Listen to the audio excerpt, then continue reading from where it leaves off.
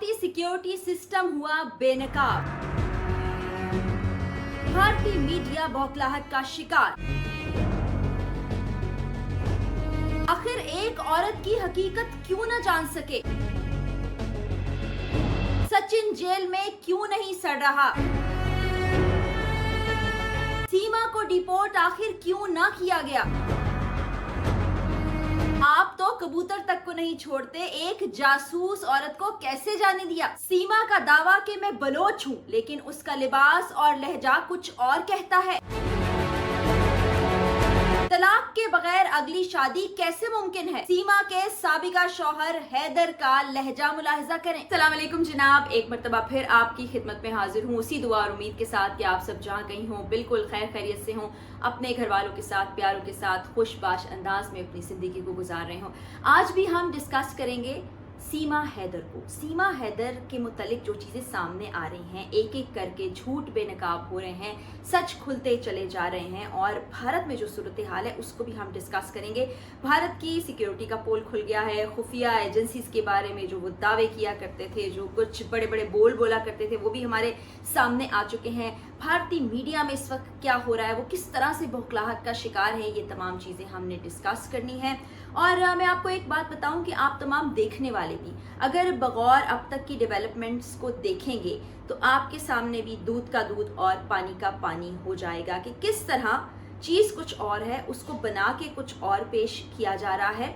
और ये कहा जा रहा है कि ये खातून जो हैं पाकिस्तानी एजेंट हैं। तो आज की वीडियो में ये साबित करूंगी कि ये पाकिस्तानी एजेंट नहीं है, वहीं से कुछ ट्रेनिंग दी गई है, वहीं से कुछ तैयारी करवाई गई है, कुछ मकसद हासिल करना था। लेकिन अब जैसे जैसे सच सामने आते चले जा रहे हैं, झूठ खुलते चले जा रहे हैं, तो ये मकसद भी फौत होता चला जा रहा है। बल्कि भारतीय मीडिया को भी और भी बहुत वावेला करना है और भी बहुत सी बातें बनानी है, क्योंकि सच सबके सामने आता चला जा रहा है। पिछली वीडियो में मैंने आपको बताया था कि एक मुसलमान खातून कितनी रवानी से भारतीय ज़बान बोल रही है, किस तरह से उसका लिबास, चेहरा किसी चीज़ से मेल नहीं खाता।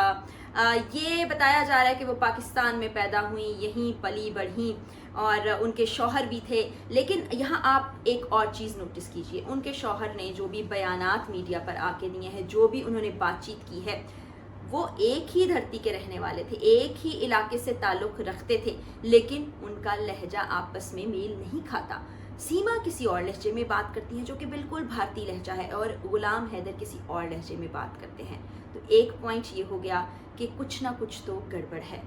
फिर हम आगे बढ़ते हैं। मैंने पिछली वीडियो में भी आपको बताया था कि कितनी आसानी से ये खातून शारजा जाती हैं, वहाँ से नेपाल जाती हैं। नेपाल की सिक्योरिटी भी आप क्या कहिए, वहाँ भारत के बॉर्डर की सिक्योरिटी को भी क्या कहिए कि उनको बआसानी जाने दिया जाता है। इतने सारे दिन वो वहाँ रहती हैं, उसके बाद उनको पकड़ा जाता है।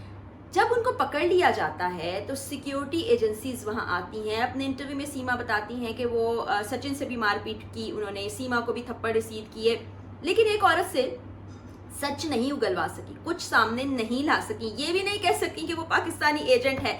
तो कहानी में कुछ ना कुछ तो गड़बड़ है, दाल में कुछ ना कुछ तो काला है। क्या भारतीय एजेंसीज फेल हो चुकी हैं?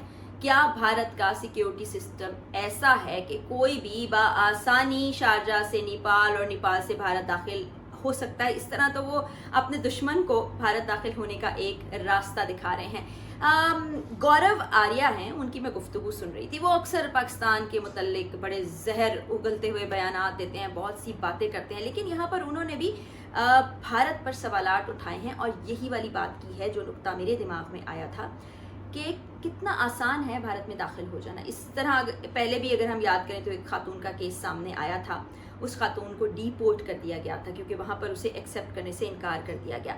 अब सीमा के केस से अगर उसका कंपैरिजन करें तो सीमा को डीपोर्ट क्यों नहीं किया गया? पूछगछ में एक तो कोई चीज़ सामने नहीं आई, फिर सीमा को डीपोर्ट नहीं किया गया, फिर सीमा के वाक़े को बहुत ग्लोरीफाई किया जा रहा है इंडिया में। अगर वो ये सोचते हैं कि वो एजेंट है, इस वक्त उसको जेल की सलाखों के पीछे होना चाहिए था, या उसको डिपोर्ट कर दिया जाना चाहिए था। सचिन को भी शामिल तशवीश करना चाहिए था, लेकिन ऐसा कुछ नहीं हुआ। फिर उनके ख़ानदान के लोग, जो अब वो दावा करती हैं कि उनके ख़ानदान के लोग हैं, वो अजीब अजीब तरह के बयानात देते हैं। उनके देवर की तो कुछ बहुत ही अजीब सी स्टेटमेंट सामने आई हैं, जो जिनको तो मैं थोड़ा सा गैर अखलाकी ही कहूँगी, हमारी नज़र में तो ऐसा ही है। तो उसके अलावा पहले ये कहा गया कि वो सिंध से ताल्लुक़ रखती हैं, सीमा ने फिर कहा कि मैं बलोच बिरादरी से ताल्लुक़ रखती हूँ। अब हमारे पाकिस्तान के रहने वाले बलोच बिरादरी को जानते हैं, हमारे बहुत से दोस्त अहबाब भी बलोच बिरादरी से ताल्लुक़ रखते हैं।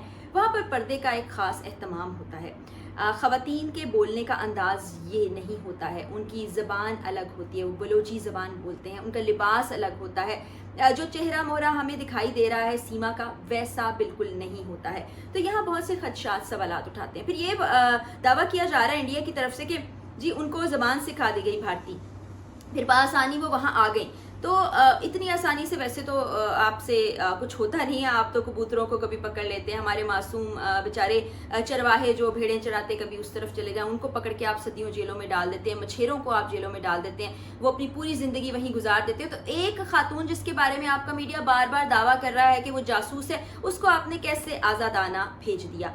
अब ट्रैप तो सीमा को किया जा चुका है, ऐसा ही महसूस होता है। वो आपके किसी मिशन पर है या मिशन पर होगी, और ना जाने और कितनी लड़कियां इसी मिशन पर होंगी और यहाँ मौजूद होंगी। बहुत से खदशात और बहुत से सवालात जन्म लेते हैं, लेकिन ये तो साबित हो जाता है कि वो आप ही के मुल्क का, आप ही की एजेंसीज़ का, आप ही की सिक्योरिटी सिस्टम का एक चेहरा सामने लाने में बड़ी मददगार साबित हुई है। एक अहम नुक्ता जिस पर मुझे लगता है बहुत कम लोगों ने बात की, वो ये है कि एक मुसलमान खातून है जो कहती है यहीं रही हूँ, पली बड़ी हूँ, जिस पर हमारे खदशात और सवालात तो बहरहाल मौजूद हैं और सच को हम बखूबी जान भी रहे हैं।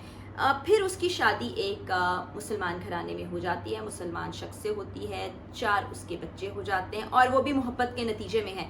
उस पर इन्वेस्टिगेट करें तो उनकी अपने शौहर से 2014 में फ़ोन पर ही बात होती है, फिर वो मोहब्बत में तब्दील होती है, घर वाले मानते नहीं हैं और शादी हो जाती है और फिर 4 बच्चे भी हो जाते हैं। तो वो उस शौहर के निकाह में होते हुए एक और शख्स की मोहब्बत में गिरफ्तार हो जाती हैं। चले अगर ऐसा हुआ, अभी हम एक लम्हे को मान भी लें, तो उसके बाद पहले शौहर से अलहदगी इख्तियार करके यानी डिवोर्स लेके वो अगली शादी कर सकती थी और उसमें इद्दत का वक्त भी शामिल होता है।